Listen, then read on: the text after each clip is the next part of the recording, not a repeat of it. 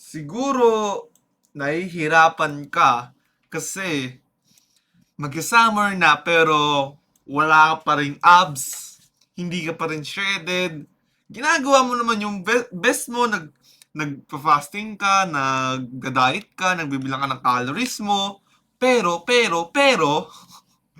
hindi mo pa rin na-achieve yung shredded. Pumayat ka, sabihin natin, sige, pumayat ka. Pero wala ka pa rin nakikitang muscle definition ng muscle mo. Yung abs mo, hindi pa rin litaw. So ngayon naman, nagkakaroon ka ng problema, no? Kasi syempre, summer, gusto mong i-show yung pinaghirapan mo, gusto mo i-show yung discipline mo.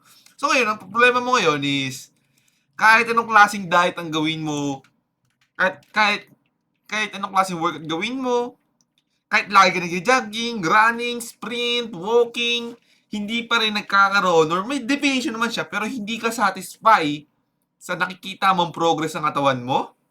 Ngayon, akong bahala sa'yo. Kasi ngayong video is, sasabihin ko sa inyo yung workout na pwede nyong gawin para ma-achieve nyo shredded looking physique this summer. Kung gusto niyo malaman yon, panoorin niyo tong video na to.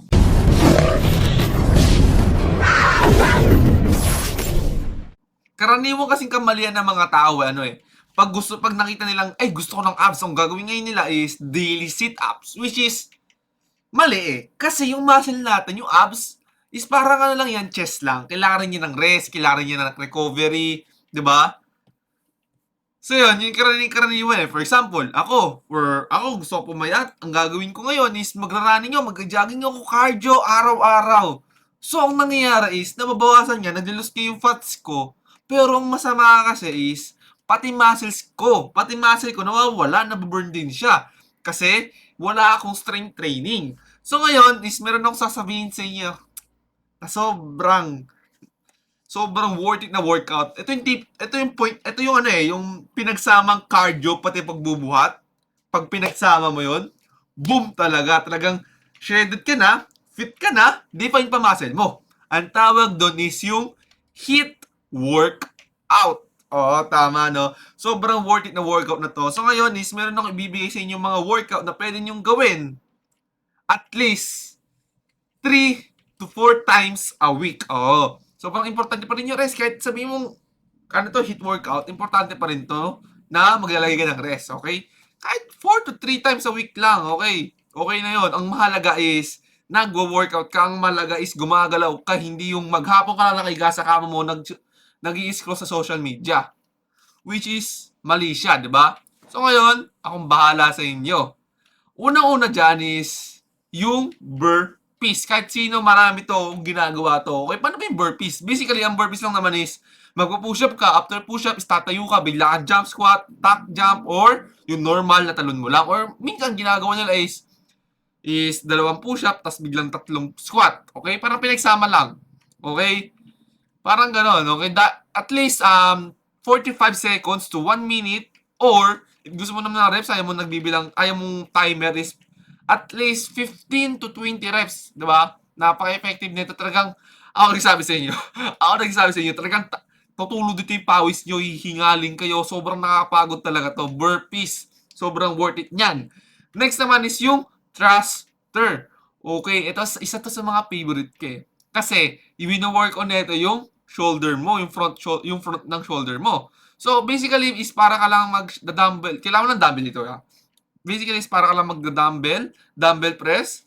Okay, after nun is, diba, shoulder press. After nun is, bigla ka mag-squat. So, basically, ang move nito is, squat muna, iaangat mo, ganyan.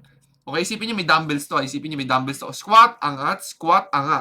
Ganun lang. Diba? Sobrang effective nito. Talagang, ang nire-recommend nyo dito, same thing lang sa burpees. 45 to 1 minute after pag mag-timer kayo. If ever na ayaw nyo mag-timer, is pwede nyo gawin is 15 to 25 reps, okay? Pero i-recommend nyo dito is magaan na dumbbells lang. Huwag kayong mapapabigat na, let's say, for example, 7 kg, pwede na nga yun or 5, 2.5, pwede na yun. Kasi, high reps naman to Okay? If ever naman na gusto nyo magkaroon ng lumaki rin yung muscle nyo, at the same time, is mag-progressive overload kayo. For example, 5 kg, Pero syempre, kailangan medyo alalay kayo kasi para maiwasan nyo yung injury and huwag nyo kakalimutan mag-warm up, okay? Next naman is yung jump squat. Especially kung athlete ka, sobrang worth it mo to kasi tataas dito talon mo eh. Okay, basically squat and then tatalon ka lang. Squat, talon, squat, talon. Okay, gawin nyo to at least 12 to 15 reps. Okay?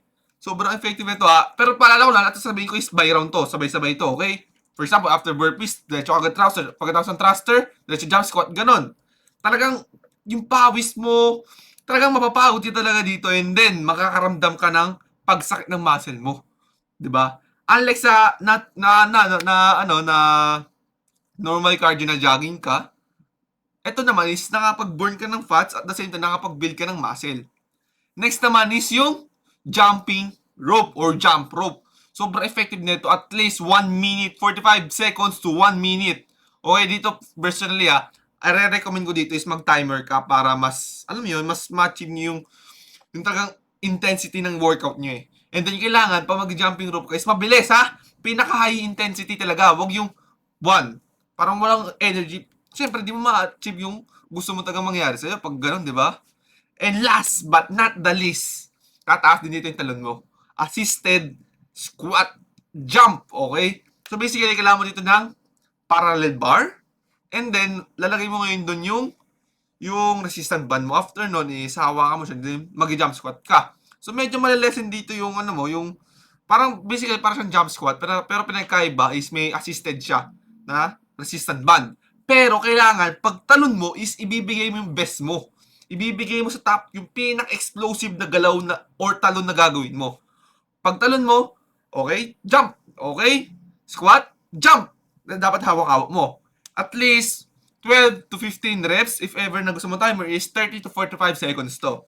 So yun, ang mangyayari dito is by round siya, at least 4 rounds mo siya uulitin, okay? Pero syempre, huwag nyo kakalimutan magpahinga ha. Baka may tuloy-tuloy nyo gawin to, which is delikado. If ever naman talaga na gusto nyo magkaroon ng ng personal, customized na workout plan, syempre, check mo dyan yung link sa description ko. So, yun, pag nilink mo yan, is mapupunta ka sa website, and then, yun, check mo lang doon.